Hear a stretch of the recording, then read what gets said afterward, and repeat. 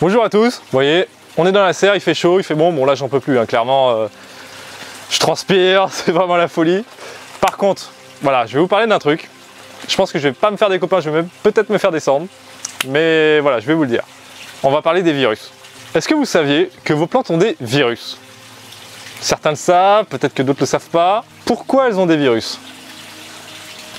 Eh bien pour le pognon. Évidemment le pognon, on y met des virus pour que vous puissiez les acheter parce qu'elles vont être plus jolies, plus belles. Une plante verte, on s'en lasse parce que si les plantes elles sont pas belles, vous les achetez pas. Donc pour que vous les achetiez, les mecs foutent des virus dedans pour qu'elles soient plus belles, plus rouges, avec des nervures. C'est tellement un business de ouf que le virus, on sait même pas c'est lequel. Que finalement c'est bien gardé, vous allez trouver aucune info sur les réseaux. C'est un secret qui est bien gardé. Donc moi, je suis transparent avec vous. Vu que moi, voilà, je suis dans la serre, je voulais vous en parler pour que vous puissiez savoir qu'est-ce que vous achetez.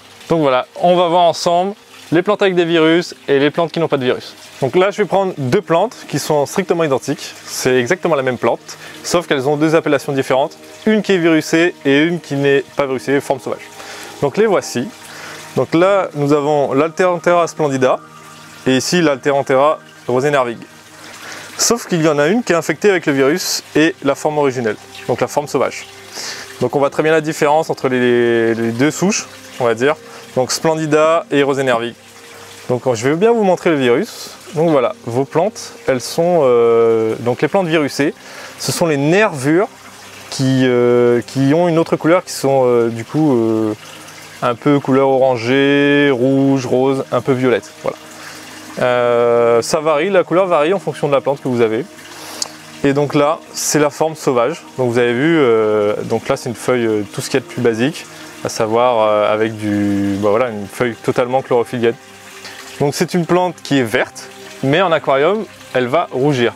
Dans le milieu aquatique, cette plante, vous allez avoir les feuilles qui vont rester vertes, donc toutes celles qui sont là vont rester vertes.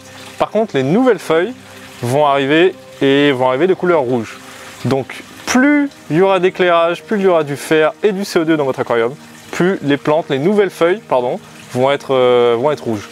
Et plus elles vont s'approcher de la lumière, plus elles seront étincelantes.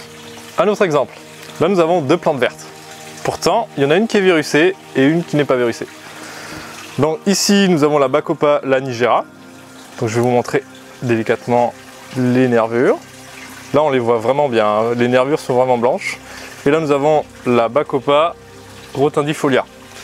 Donc celle-ci, elle est entièrement verte et n'a pas contracté le virus.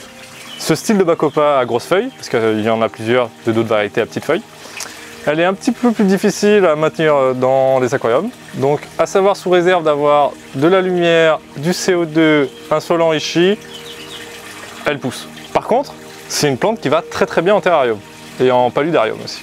Même chose pour la forme virusée, avec un peu plus d'exigence. Parce qu'évidemment, elle a le virus, donc elle a un peu moins de cellules chlorophyllliennes. Elle va demander un petit peu plus d'éclairage. Contrairement à la Bacopa, les hygrophila, par contre, facile à faire. Elles vont vous donner vraiment, elles vont bien pousser, elles vont vous donner beaucoup de couleurs. Et elle est beaucoup moins exigeante dans les aquariums. Donc voilà, alors là nous avons deux hygrophila, Hygrophila polysperma et Hygrophila rosenervig. Encore la même histoire, une virusée et une forme originelle. Donc voilà, ce sont deux plantes vertes.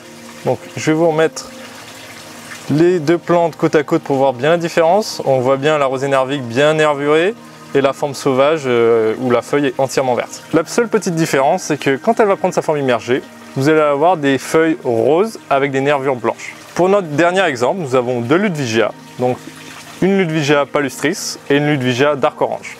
Toujours la même histoire, ce sont les mêmes, une virusée, une sans virus. La différence est vraiment très prononcée. Nous avons des belles feuilles violacées qui tirent sur l'orange, le rose, avec parfois des belles nervures bien roses et blanches. Alors que la forme sauvage, elle est toute verte, sans virus.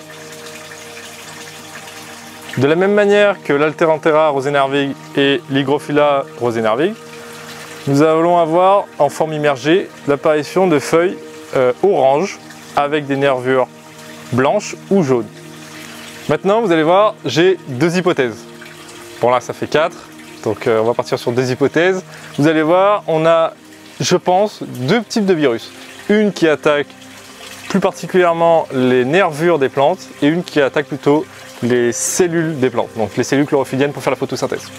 Donc je vais vous montrer tout ça. Ici, j'ai pris pour exemple 3 Anubia. Donc ici nous avons l'Anubia barterinana, ici nous avons la Pinto et ici l'Anubia Yellow. 3 couleurs différentes. Alors j'ai pris exprès la Yellow pour comprendre que celle-ci elle est absolument pas virusée, c'est juste sa forme originelle, elle est vert clair. Par contre l'Anubia Pinto, pardon, là notre virus il attaque la plante un peu différemment, c'est-à-dire qu'au lieu que ce soit les nervures qui sont attaquées, c'est plutôt les cellules chlorophylliennes de la feuille. Il faut savoir que l'Anubia barterinana et la Pinto, ce sont exactement les mêmes plantes. À savoir que celle-là est virusée et celle-là n'est pas virusée. A contrario, celle-là est une autre variété qui est jaune mais qui n'est pas virusée, qui n'a aucun virus. Pour appuyer un peu sur mon hypothèse, je vais vous montrer 2 Echinodorus. Donc l'Echinodorus Marble Queen qui est virusé. Donc là, regardez bien. Nous avons encore le virus, il agit de façon un peu différente encore. Il n'est pas sur les nervures mais plutôt sur les cellules. Donc là on est sur le même cas typique que la Pinto. Et voici sa forme originelle. Donc les voici, elle est plus claire. Mais voilà, elle n'est pas dépigmentée sur ses feuilles. Donc première hypothèse, nous avons 2 virus. Un virus qui attaque plutôt les cellules chlorophylliennes et un virus qui attaque plutôt les nervures de la feuille. Deuxième hypothèse, plausible, c'est que les plantes réagissent différemment au virus. Donc là, dans ce cas-là, ce serait plutôt les nervures qui seraient plutôt attaquées, et là, dans ce cas-ci, plutôt les cellules chlorophylliennes. Alors justement, si vous aussi vous avez des hypothèses sur les virus, je me ferai un plaisir de lire vos commentaires. J'espère que vous avez appris des trucs et que ça vous a plu. Maintenant, n'hésitez pas à nous laisser des commentaires, vos théories, vos hypothèses, et nous on les lira. Allez, à bientôt!